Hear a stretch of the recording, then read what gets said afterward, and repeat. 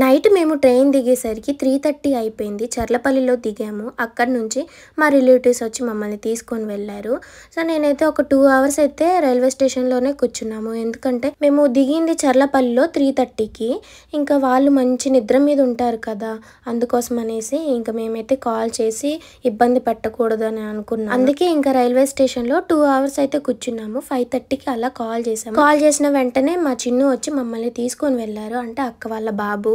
మన సబ్స్క్రైబర్స్ చాలా మంది అక్క మాది చర్లపల్లి రైల్వే స్టేషన్ పక్కనే మా దగ్గరికి రండి రండి అని అన్నారులే, కానీ ఈసారి కూడా కుదరలేదు. ఎందుకంటే ఇంకా మా పిల్లలకి ఎగ్జామ్స్ ఉన్నాయి, తొందరగా షాపింగ్ చేసేసుకొని వెళ్ళిపోవాలి. సో వాళ్ళకి ఎగ్జామ్ రాపియాలంటే మోను అయితే నా మాట తప్పించి ఎవరి మాట వినదు. నేనుంటేనే కొంచెం భయంగా, సో ఇంకా చదివే విషయంలో నెగ్లెక్ట్ చేస్తుంది అనమాట నేను లేకపోతే. అందుకోసమని ఇంకా నేనైతే తొందరగా షాపింగ్ చేసుకొని వెళ్ళాను అనమాట. మా అక్క వాళ్ళ ఇంటి దగ్గరికి వెళ్ళిన వెంటనే ఒక 2 అవర్స్ అయితే పడుకొని ఇంకా 9కి 9:30 లోపు రెడీ అయ్యి చిన్ను అయితే వెహికల్ బుక్ చేశారు. నేనైతే ఆటో అనుకున్నా, తీరా చూస్తే కార్ అనమాట. సో ఈ కార్కి ఎంత ఛార్జీ పడింది అని అంటే 18 కిలోమీటర్స్ అశోక్ నగర్ టు చార్మినార్ దగ్గరికి. సో నాకైతే చాలా తక్కువ ఛార్జెస్ పడింది ఈ వెహికల్కి. అబ్బా కార్ వచ్చింది కదా, ఒక 600-700 అలా ఉంటుందేమో అని అనుకున్నాంలే, కానీ చాలా తక్కువ ప్రైస్కి 298 రూపీస్కే వచ్చారు. ఇంకా 300 వేసుకోండి. ఇంకా మంచిగా మేము సేఫ్గా వెళ్ళాము, చక్కగా ఏసీలో వెళ్ళాము హ్యాపీగా. మొత్తానికైతే ఈ జర్నీ అయితే బాగుంది. ఇంకా అక్కడికి వెళ్ళిన తర్వాత ముస్లిమ్స్ ఏదో ఫెస్టివల్ జరుపుకుంటున్నారు. ఇంకా మొత్తం ఇక్కడ రోడ్లంతా రష్గా, ఎక్కడ చూసినా ట్రాఫిక్ అనమాట. ఇంకా పోలీస్ వాళ్ళని కంట్రోల్ చేయలేకపోతున్నారు. నేనైతే అంత పెద్దగా వీడియోస్ అయితే పెట్టలేదు ఫ్రెండ్స్, ఎందుకంటే సో మీరు చాలామంది అక్క మీరు మొన్న కట్టుకున్న శారీస్ తేండి అక్క అనేసి అని అన్నారు. నేను ఎన్ని షాపులు వెతికాను తెలుసా ఆ టైప్ ఆఫ్ శారీస్ కోసం. ఎక్కడ చూసినా అసలు దొరకట్లేదు ఫ్రెండ్స్, అసలు ఆ శారీసే దొరకట్లేదు. తిరిగి నాకైతే చికాకే పుట్టింది.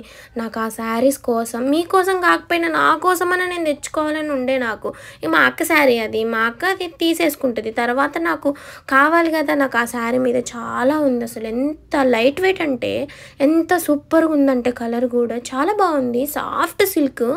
సో నేను నా కోసమైనా తెచ్చుకుందామని అనుకున్నా, అట్లాగే మీకోసం కూడా పట్టుకొని వద్దామని అనుకున్నా. సో మొత్తానికైతే ఆ శారీస్ అయితే దొరకలేదు ఫ్రెండ్స్. నేను ఆ శారీస్ దొరకనందుకు నేను ప్రతి షాప్ బయటకు వచ్చేసి కళ్ళనీళ్ళు తీసేసుకున్నా. అబ్బా ఈ చీరలు ఎందుకు దొరకట్లేదు అనేసి. ఇంత పెద్ద సిటీలో అసలు ఎక్కడ చూసినా పెద్ద షాపులలోకి వెళ్ళినా, అలాగే చిన్న షాపులలోకి కూడా వెళ్ళాను, కానీ ఎక్కడ కూడా దొరకలేదు.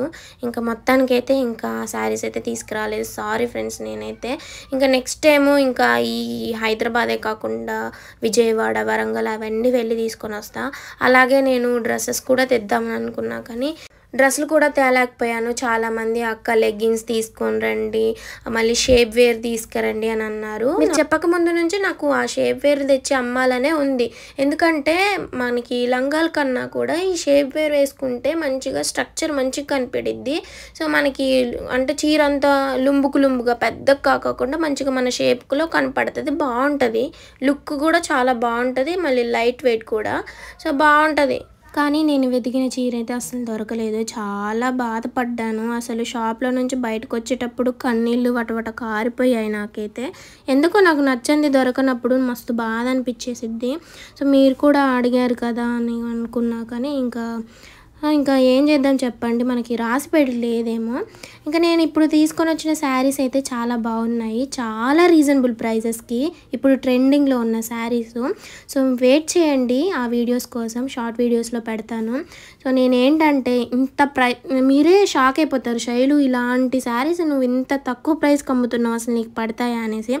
నిజంగా నేనేంటంటే సో నాకు ఎక్కువ ప్రాఫిట్ రాకపోయినా పర్లేదు, కానీ నాకు మంచి కస్టమర్స్ అయితే ఉండాలి, నా దగ్గర తీసుకోవాలి అని ఒక చిన్న ఆశతో నేను మంచిగా రీజనబుల్ ప్రైస్కి ఇవ్వాలి, ఈ అక్క దగ్గర తక్కువగా దొరుకుతాయి అని ఒక మంచి పేరు రావడం కోసమైతే ఇస్తున్నా. ఎందుకంటే నాకు అసలు బట్టలు అమ్మే వాళ్ళు డబల్ రేట్లకి అయితే అమ్ముతారు. నిజంగా నేనైతే డబల్ కాదు, నేను 100 రూపీస్ కంటే ఎక్కువ అయితే చూసుకోవట్లేదు. అలా అని క్లాత్ క్వాలిటీ బాగాలేదా అని మీరు అనుకోవచ్చు, కానీ ఆ క్లాత్ క్వాలిటీ బాగాలేకపోతే మీరు నాకు రిటర్న్ అయితే చేసేయండి, మీకు మీ మనీ అయితే రిటర్న్ చేసేస్తాను. నేను ఇంత డామ్ షూర్‌గా ఇంత కాన్ఫిడెంట్‌గా చెప్తున్నానంటే ఫ్యాబ్రిక్ చాలా బాగుంది.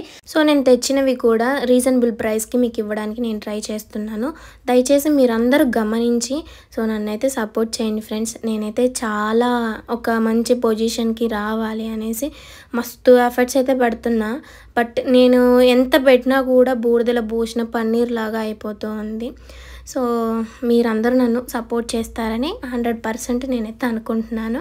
సో, ఈ వీడియోలో నేను షాపింగ్ చేసింది కొంచెం అంటే జర్నీ బ్లాగ్ కొంచెం, ఇంకా ఇంటికొచ్చేటప్పుడు ఇంకా నైట్ మేము 12కి అలా ట్రైన్ ఎక్కాము. అసలు నాకైతే చాలా భయమేసింది. అసలు ఏమైందంటే సో, ఇంతకుముందు మేము చర్లపల్లి రైల్వే స్టేషన్‌లోనే ట్రైన్ ఆగిపోయేది. ఇంకా అదే లాస్ట్.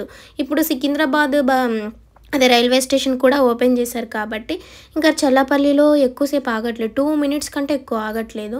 సో, ఇంకా ఎక్కడ ట్రైన్ మేము మిస్ అయిపోతాము అనేసి అసలుకే లగేజ్ ఉంది. చెప్పాను కదా! మేము ఒక్క షాప్‌లో అయితే తీసుకోలేదు. ఒక షాప్‌లో నాకసలు నచ్చలేదు. అందువల్ల నేను ఒక్కొక్క దగ్గర తీసుకున్నాను. ఫ్యాబ్రిక్ బాగుండాలి, అలాగే తక్కువ ప్రైస్‌లో ఉండాలి, మళ్ళీ కలర్స్ బాగుండాలి, మీ అందరికి నచ్చే విధంగా ఉండాలి. అసలు ఈసారి కలెక్షన్ చూడండి, అసలు చాలా బాగుందని అంటారు. తక్కువ ప్రైస్‌కి అయితే ఇస్తున్నా ఫ్రెండ్స్. నేనైతే అసలు లాభమే చూసుకోవట్లేదు. తక్కువ ప్రైస్‌కి నేనైతే నాకు ఛార్జీలకి ఒక 3000 దాకా అయినాయి.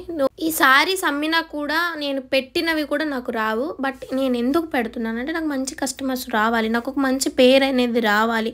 సో, తన దగ్గర క్లాత్ బాగుంటుంది, తక్కువలో మంచి బట్ట అయితే దొరుకుతుందని ఒక మంచి పేరు అయితే రావాలి. సో, లక్కీగా మాకు క్యాబ్ అయితే దొరికింది. చక్కగా మేమైతే వెళ్తున్నాము. ట్రాఫిక్ అయితే చాలా ఉంది. చెప్పాను కదా ముస్లిమ్స్ ఫెస్టివల్ ఏదో సంథింగ్ అనేసి. నాకు కూడా తెలీదండి. నేను కూడా అడగడానికి ట్రై చేయలేదు. ఇంకా నా పనిలో నేను బిజీ అనమాట. ఏ షాప్లో దొరుకుతుంది, ఎక్కడ దొరుకుతుంది, నిజంగా చాలా ఏడ్చాను తెలుసా. ఇన్ని షాపులలో వెతికినా నాకు నచ్చిన క్వాలిటీ దొరకట్లేదు అనేసి. అసలు షాప్ వాళ్ళు అయితే అంటున్నారు, అమ్మ నీకు తీసుకుంటున్నావా అమ్మ, ఇంత పట్టి తీసుకుంటున్నావు, అమ్మేవే కదమ్మా, అసలు ఇట్లుంటే నీకు అసలు దొరకవు అనేసి తిట్టారు కూడా. నిజంగా నేను ఏదున్నా మొహం ముందే మాట్లాడేస్తా, ఏదున్నా దాచిపెట్టుకోను. నేను మొత్తం ఫేస్ టు ఫేసే, మీకు ఓపెన్ బుక్ అనమాట. నేను అలానే ఉంటాను. మొత్తం ఇవి కూడా చెప్పుకోవాలా శైలు అని మీరు అనుకోవచ్చు. బట్ నేను ఏదున్నా ఓపెన్గా చెప్పేసుకుంటా. దాపరికాలు ఏమి ఉండవు నా దగ్గర. సో, నా ఫ్యామిలీ దగ్గర కూడా నేను ఏది దాచిపెట్టను, దాపరికాలు కూడా ఏమీ ఉండవు. ఎప్పుడైనా కూడా అంతే ఫ్రెండ్స్. నాకు మా హస్బెండ్కి మధ్యలో నేనైతే ఏది దాచిపెట్టను. కనీసం నేను బయటికి ఎటైనా కిరాణా సరుకుల కోసం వెళ్ళినా కూడా అది ఎంతో దూరం కాదు, మా ఇంటి పక్కన వెళ్ళినా కూడా చెప్తా. ఎందుకంటే ఇద్దరి మధ్య ఒక అండర్స్టాండింగ్ అయితే ఉండాలి, ఇద్దరి మధ్య నమ్మకం అయితే ఉండాలి. నేను అదైతే నిలుపుకున్నాను. But reverse అయిపోయిందిలేండి. ఇప్పుడు ఆ టాపిక్ అనవసరం లేకని చెప్తున్నా. మన ఫ్యామిలీలో ఇద్దరు కరెక్ట్గా ఉంటే అందులో ఎవరో ఒకరు ఉంటారు. ఇంకా ట్రైన్ అయితే 2 మినిట్స్ కన్నా ఎక్కువ ఆగలేదు. దబదబా లగేజ్ అయితే మా చిన్ను కూడా వచ్చాడు మమ్మల్ని ట్రైన్ ఎక్కడానికి. సో, ఇంకా ట్రైన్లోకి అయితే ఎక్కించేసిన తర్వాత పై సీట్ అయితే చూసుకొని పైకి అయితే ఎక్కేసామన్నమాట. ఎందుకంటే కింద కూర్చుంటే లేపుతారు. మేము రిజర్వేషన్ ఏం చేయించుకోలేదు, జనరల్కే వెళ్తున్నాము.